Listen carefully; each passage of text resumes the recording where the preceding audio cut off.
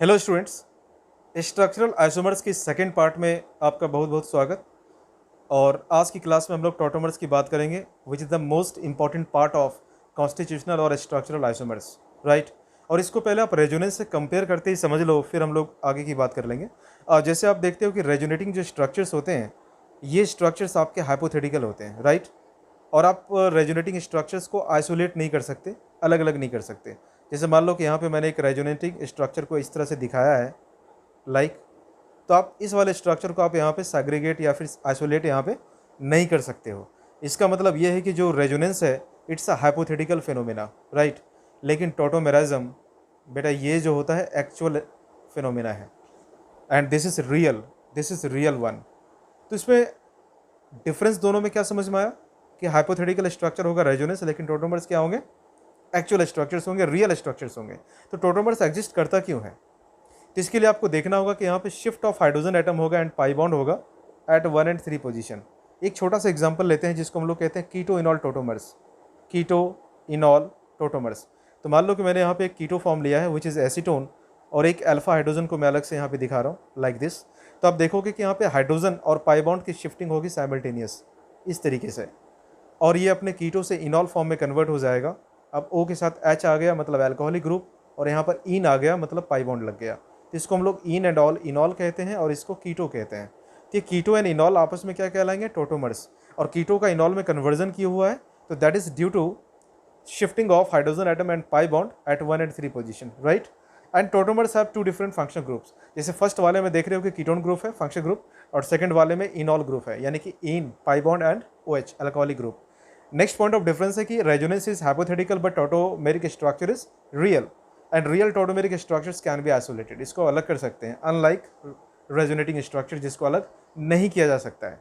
And tautomers forms have no effect on bond length, right. इससे आप ये मत समझना कि किसी पर्टिकुलर कार्बन या फिर जो भी एटम की बात हम लोग कर रहे हैं जहाँ पे ये बॉन्ड की शिफ्टिंग हुई है, उसके बॉन्ड के लेंथ में कोई फर्क पड़ेगा, क्योंकि स्केलेटन आपका फिक्स है, सिर्फ पाई बॉन्ड और हाइड्रोजन शिफ्ट कर रहा है, राइट। और नेक्स्ट इंपॉर्टेंट पॉइंट है कि ये दोनों ही एसिडिक और बेसिक मीडियम में एग्जिस्ट करेगा। तो सबसे पहले हम लोग बात कर लेते हैं कीटो इनॉल टोटोमेराइज्म की। तो मान लो एक मैं साइक्लोहेक्सेनॉन का एग्जांपल यहाँ पे ले लेता हूँ, और आपको ध्यान रखना होगा कि इसकी कंडीशन होती है कि alpha hydrogen must be there. अगर अल्फा हाइड्रोजन यहाँ पे प्रेजेंट नहीं है तो फिर ये टोटोमेराइज्म शो नहीं करेगा। इस बात का हमें खास ध्यान रखना है। तो सिंस अल्फा हाइड्रोजन यहाँ पे प्रेजेंट है, अल्फा हाइड्रोजन होता क्या है?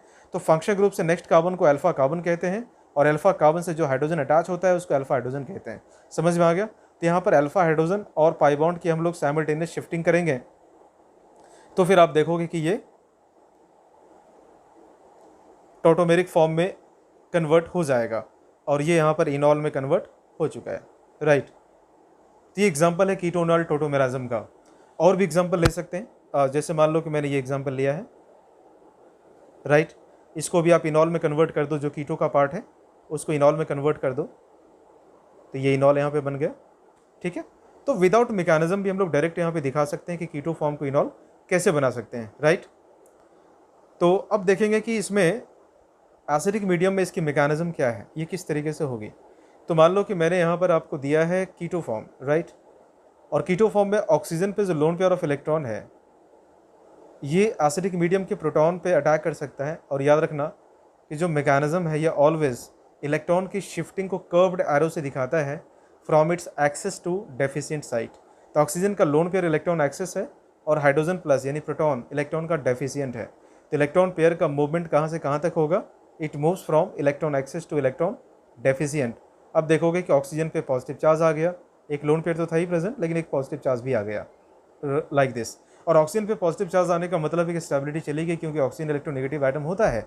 तो अब यहाँ पे इसके पाई बॉन्ड को तोड़ना होगा, और उसके लिए जो सॉल्वेंट है आपके पास, वो सॉल्वेंट इस प्रोटॉन को ले जाएगा, क्योंकि एसिडिक हाइड्रोजन हो गया। ऑक्सीजन पे पॉजिटिव चार्ज आने का मतलब है कि इलेक्ट्रॉन का फ्लो ऑक्सीजन की तरफ होना है। तो जैसे ही H2O का ऑक्सीजन इस प्रोटॉन को लेगा, तो पाई बॉन्ड की फॉर्मेशन यहाँ पे होगी, और ऑक्सीजन का पॉजिटिव चार्ज डिस्चार्ज हो जाएगा, है ना। पॉजिटिव चार्ज चला गया और स्टेबिलिटी बैक आ गई, तब यहाँ पे बनेगा single bond oxygen, single bond hydrogen, और पाई बॉन्ड यहाँ पे आ गया, राइट। और फिर से H3O+ बन गया, यानी कि जो आपने H+ लिया था स्टार्ट में वो आपका रिकवर हो जाता है। इसलिए हम कहते हैं कि H+ यहाँ पे कैटालिटिक मीडियम की तरह है। अब देखेंगे कि बेसिक मीडियम में किस तरह से ये काम करेगा। तो मान लो कि आपके पास कीटोन है और कीटोन का जो हाइड्रोजन होता है जिसे हम अल्फ़ा हाइड्रोजन कहते हैं, आपने पढ़ा होगा या फिर मैं आने वाले टाइम में एक वीडियो पोस्ट कर दूंगा कि एसिडिटी ऑफ अल्फ़ा हाइड्रोजन। तो अल्फ़ा हाइड्रोजन जो है ये एसिडिक होता है, राइट। तो किसी भी बेस को अगर आप मीडियम पे लेते हो OH नेगेटिव, तो एसिडिक हाइड्रोजन को यहाँ से एब्स्ट्रैक्ट करेगा और पाई बॉन्ड यहाँ पे ब्रेक हो जाएगा, राइट।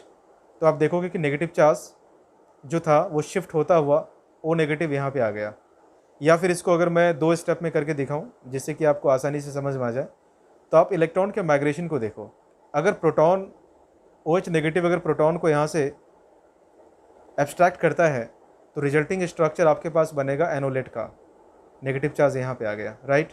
और ये रेजोनेंस में है, रेजोनेंस आपने पढ़ लिया था, ये रेजोनेंस में है कॉन्जुगेशन की वजह से। तो नेक्स्ट रेजोनेटिंग स्ट्रक्चर इसका आएगा O पे नेगेटिव चार्ज और यहाँ पे पाई बॉन्ड। अब सोल्यूशन में जो आपका वाटर ये बना था, यहाँ से ये हाइड्रोजन को ले लेगा क्योंकि बेसिक पार्ट है, तो इसको एसिडिक हाइड्रोजन चाहिए और OH नेगेटिव आपका रिकवर हो गया जो आपने स्टार्ट में लिया था। एंड फाइनली आपके पास इनॉल फॉर्म बन चुका है कीटो से। इनॉल फॉर्म को यहाँ पे बना देते हैं, ये बनाया आपके पास इनॉल, डबल बॉन्ड यहाँ पे लग गया। बात आ गई समझ में कि किस तरीके से ये कीटो फॉर्म बेसिक मीडियम में इनॉल में कन्वर्ट होता है, राइट। अब हम लोग बात कर लेते हैं कि अदर काइंड्स ऑफ टोटोमेराइज्म, क्या सिर्फ कीटो इनॉल टोटोमेराइज्म ही होता है? आंसर है नहीं, नाइट्रोसो और आइसोनाइट्रोसो भी हो सकता है, एनामाइन और कैटीमाइड टोटोमेराइज्म भी हो सकता है, नाइट्रोसो आइसोनाइट्रोसो भी हो सकता है, और नाइट्राइट और नाइट्रो भी हो सकता है। जैसे कि मान लो कि ONO है, राइट, तो इसको हम लोग नाइट्राइट कहते हैं, और अगर ये NO2 में कन्वर्ट हो जाए तो फिर इसको हम लोग नाइट्राइट कहते हैं। तो ये दोनों भी आपस में क्या है, टोटोमेराइज्म की तरह काम करेगा, ठीक है। और यहाँ पे भी आप देखोगे कि बॉन्ड की शिफ्टिंग होगी, राइट। तो जो बेसिक कंडीशंस हमने पढ़ा था, प्रेजेंस ऑफ अल्फा हाइड्रोजन यानी कि एसिडिक हाइड्रोजन, और जो शिफ्टिंग हमने दिखाया था किसका, पाई बॉन्ड का, तो ये कंडीशन अगर कोई ग्रुप सेटिस्फाई करता है तो वहाँ पे टोटोमेराइज्म की कंडीशंस आ जाएंगी, ठीक है। अब हम स्टेबिलिटी की बात कर लेते हैं कि टोटोमर्स में अगर कीटो फॉर्म आपके पास है और इनॉल फॉर्म आपके पास है, याद रखना कि मोस्ट इंपॉर्टेंट जो टोटोमेराइज्म का पार्ट है वो कीटो इनॉल ही है और जो आपके सिलेबस में कवर्ड भी होता है, तो ये हमारे लिए काफ़ी इंपॉर्टेंट है। तो क्वेश्चन ये है कि which form is more stable, keto form और इनॉल फॉर्म। तो जनरली जितने भी बॉन्ड एंथैल्पीज हैं, जैसे यहाँ पे आप देख रहे हो कि 6 आपके पास हैं कार्बन और हाइड्रोजन का बॉन्ड, राइट, मैं कीटोन की बात कर रहा हूँ।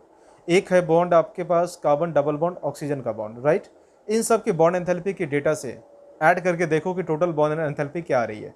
फिर आप इनॉल फॉर्म में आओगे, इनॉल फॉर्म में आपके पास है 3C single bond H bond, जो कि इस तरफ से मैं बता रहा हूँ, राइट। फिर यहाँ पे CH2 भी है, तो टोटल यहाँ पे 5 कह सकते हैं इसको, राइट। तो 5 आपके पास CH बॉन्ड है, और फिर आपके पास है 1 कार्बन डबल बॉन्ड कार्बन, फिर आपके पास है 1 कार्बन सिंगल बॉन्ड ऑक्सीजन, फिर आपके पास है 1 carbon oxygen single bond hydrogen. सारी चीज़ें समझ में आ गई। ये आपका OH बॉन्ड है, ये आपका CO बॉन्ड है, ये कार्बन डबल बॉन्ड कार्बन है, और 5 आपके पास CH बॉन्ड है। इन सब के बॉन्ड एंथैल्पी को आप ऐड कर दो तो आपको दिखेगा कि जो बॉन्ड एंथैल्पी है वो बॉन्ड एंथैल्पी कीटो फॉर्म का ज़्यादा है इनॉल फॉर्म से। इसका क्या मतलब हुआ, that means keto form is more stable than enol form, keto form is more stable than enol form. तो कीटो फॉर्म की स्टेबिलिटी इन जनरल, हमेशा नहीं, इन जनरल इनॉल के फॉर्म से ज़्यादा होगी because of bond enthalpy data, because of bond enthalpy data. तो फिर क्वेश्चन ये आता है कि क्या किसी पर्टिकुलर केस में इनॉल की स्टेबिलिटी ज़्यादा हो सकती है क्या? तो बिल्कुल हो सकती है। कब?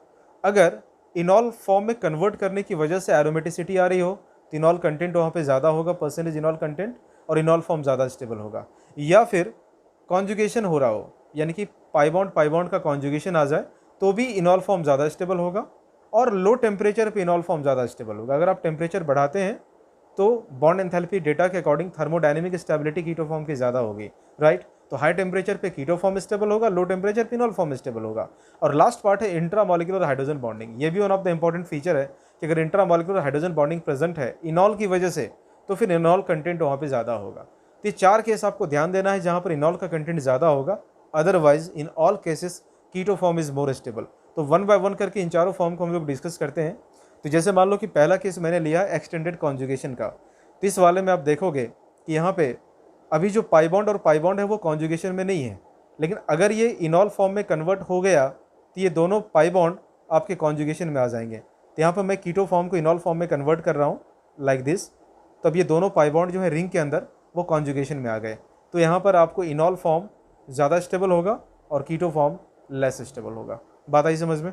नेक्स्ट केस देखते हैं कि अगर हम इस स्ट्रक्चर को टोटोमेराइज करते हैं तो बेटा ये फिनॉल बन जाएगा, और आपको पता है कि फिनॉल एरोमेटिक कंपाउंड है, तो यहाँ पर एरोमेटिसिटी की वजह से स्टेबिलिटी आ गई, और इसलिए आप कहते भी हो कि फिनॉल इस फॉर्म में एग्जिस्ट नहीं करता, फिनॉल इस फॉर्म में एग्जिस्ट करता है। यानी कीटो फॉर्म में एग्जिस्ट नहीं करेगा, इनॉल फॉर्म में एग्जिस्ट करेगा because of its high stability. एक नेक्स्ट एग्जांपल जो है, यहाँ पे भी अगर आप टोटोमेराइज कर दो तो ये कीटो फॉर्म भी इनॉल में कन्वर्ट होगा और स्ट्रक्चर एरोमेटिक बन जाएगा। तो यहाँ पर भी एरोमेटिसिटी की वजह से स्टेबिलिटी आ जाएगी, तो मैं इस कीटो फॉर्म को इनॉल फॉर्म में कन्वर्ट कर देता हूँ, राइट, इस तरीके से। और जब ये डबल बॉन्ड यहाँ पे आ गया तो आप हाइड्रोजन बॉन्ड को यहाँ से हटा सकते हो क्योंकि इसकी शिफ्टिंग हुई होगी लाइक दिस। तो फिर ये भी क्या हो गया, एरोमेटिक हो गया। क्लियर है सबको? ठीक है। फिर हम लोग इंट्रामॉलिक्यूलर हाइड्रोजन बॉन्डिंग की बात कर लेते हैं। तो इंट्रामॉलिक्यूलर हाइड्रोजन बॉन्डिंग में आप देखोगे कि जो बीटा डाइकीटोन्स हैं, इसको बीटा डाइकीटोन्स कहते हैं, यानी किसी एक कीटोन को फंक्शन ग्रुप अगर आप मानते हो तो उससे नेक्स्ट कार्बन अल्फा है और उसके बाद का नेक्स्ट कार्बन बीटा है, तो इसको हम लोग बीटा डाइकीटोन्स कहते हैं, राइट। तो बीटा डाइकीटोन्स में अगर आप टोटोमेराइजेशन करोगे तो इसका जो टोटोमेरिक फॉर्म होगा ये कॉन्जुगेशन पे पाई बॉन्ड दे देगा, दे दिया ना, लाइक दिस। तो एक तो पहली चीज़ स्टेबिलिटी आ गई कॉन्जुगेशन की वजह से, first stability because of conjugation, क्योंकि ये दोनों पाई बॉन्ड यहाँ पे आपस में क्या है, कॉन्जुगेटेड है, राइट, ये समझ में आ गया। और दूसरी स्टेबिलिटी होगी इंट्रा मॉलिक्यूलर हाइड्रोजन बॉन्डिंग की वजह से। जैसे आप देखोगे कि इनॉल का जो OH है और कीटो का जो O है ये आपस में इंट्रा मॉलिक्यूलर हाइड्रोजन बॉन्ड से जुड़ा होगा, इन दोनों के बीच में हाइड्रोजन बॉन्ड बन गया, राइट। और ये जो इंट्रा मॉलिक्यूलर हाइड्रोजन बॉन्ड है, इंट्रा मॉलिक्यूलर हाइड्रोजन बॉन्डिंग, इसकी वजह से स्टेबिलिटी बीटा डाइकीटोन्स की काफ़ी ज़्यादा होती है। तो यहाँ पे डुअल एडवांटेज है। पहला एडवांटेज है कि पाई बॉन्ड कॉन्जुगेशन पे आ गया, और दूसरा एडवांटेज है कि intra molecular hydrogen bonding present है। इसलिए ध्यान रखना कि बीटा डाइकीटोन्स में इनॉल फॉर्म ही प्रीडोमिनेंट होता है और यही इसी फॉर्म में ये एग्जिस्ट करेगा। क्वेश्चन में न्यूमेरिकल्स में रिएक्शंस में कई बार इस तरह के स्ट्रक्चर दिए होते हैं, लेकिन वो उसका प्रीडोमिनेंट फॉर्म नहीं है, प्रीडोमिनेंट फॉर्म होगा उसका इनॉल फॉर्म होगा। और इस केस में देखो जहाँ पे मैंने डाइफिनाइल भी ग्रुप लगा दिया है, इसमें एक एडिशनल कॉन्जुगेशन हो जाएगा जो कि बेंजीन की जो रिंग है, फिनाइल की जो रिंग है, इस रिंग का जो कार्बन होगा, पाई बॉन्ड होगा, ये भी कॉन्जुगेशन में आ जाएगा डाइकीटो ग्रुप के साथ। मतलब डाइकीटो जो इनॉल में कन्वर्ट होगा उसके साथ ही कॉन्जुगेशन में आ जाएगा। इसका मतलब अगर मैं इस 1 और 2 स्ट्रक्चर की स्टेबिलिटी को कंपेयर करता हूँ दोनों के इनॉल फॉर्म की, तो सेकंड फॉर्म का इनॉल ज़्यादा स्टेबल होगा फर्स्ट फॉर्म के इनॉल से, राइट। तो कभी भी आप किसी बुक से या फिर अपने नोट से परसेंटेज इनॉल कैरेक्टर के ऑर्डर को रटने की, याद करने की कोशिश मत किया करो। किसी भी शॉर्टकट या ट्रिक पे मत जाओ बेटा, ये लॉन्ग टर्म का नहीं होता और इस तरह से आप IIT के एग्जाम को क्लियर कभी नहीं कर सकते हो, राइट। आपके एनालिटिकल थिंकिंग, आपके अंडरस्टैंडिंग, आपका लॉजिक्स, ये काम करनी चाहिए। शॉर्टकट और ट्रिक से आप कभी भी एम्स और जे एडवांस जैसे एग्जाम को क्वालिफाई नहीं कर पाओगे।